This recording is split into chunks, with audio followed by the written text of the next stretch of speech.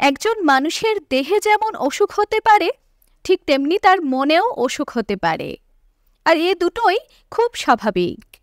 তাই সমাজের ভয়ে কিংবা মানুষের লাঞ্ছনা সহ্য করার ভয়ে নিজের মনের রোগকে চেপে রাখবেন না। আপনার মধ্যে যদি এমন কোনো লক্ষণ দেখতে পান, তাহলে অবশ্যই একজন বিশেষজ্ঞ ডাক্তারের সাথে যোগাযোগ করে কথা বলুন। তাহলে কিভাবে বুঝবেন আপনি মানসিক অসুখের শিকার কি না? আজকের ভিডিওতে মানসিক অসুখের এমনই 10টি সাধারণ লক্ষণের কথা বলবো। আসুন মিলিয়ে নিন। নাম্বার 1, এখন কোনো কাজে আর আপনি আগের মতো মনোনিবেশ করতে পারেন না, কাজ করতে ইচ্ছেও করে না। নাম্বার 2, কোনো গঠনমূলক সিদ্ধান্ত নিতে পারেন না, কোথাও একটা কিন্তু অবশ্যই থেকে যায়, নিজে স্থির থাকতে পারেন না। নাম্বার 3, সব সময় মন খারাপ করে থাকেন, কখনো কখনো নিজেই জানেন না যে কেন আপনার মন খারাপ করছে।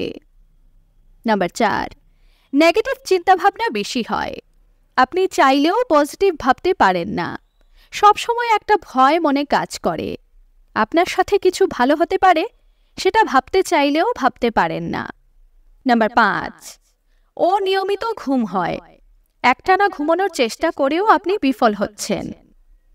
নাম্বার 6, অল্পেতেই ক্লান্ত হয়ে যান, শুয়ে বসে অলস জীবন কাটাতে ইচ্ছে করে। নাম্বার 7, আজকাল আপনি অল্পেতেই রেগে যাচ্ছেন, কখনো কখনো যেখানে যতটা রিয়্যাক্ট করা দরকার তার চেয়ে বেশি রিয়্যাক্ট করে ফেলছেন। নাম্বার 8, একা থাকতে পছন্দ করেন, কাউকে নিজের আশেপাশে সহ্য হয় না এবং সুযোগ পেলে নিজের সাথে নিজেই কথা বলেন। নাম্বার 9, কারো কারো ক্ষেত্রে খাবারেও অরুচি জন্মায়, যতই পছন্দের খাবার হোক না কেন খেতে মন চায় না।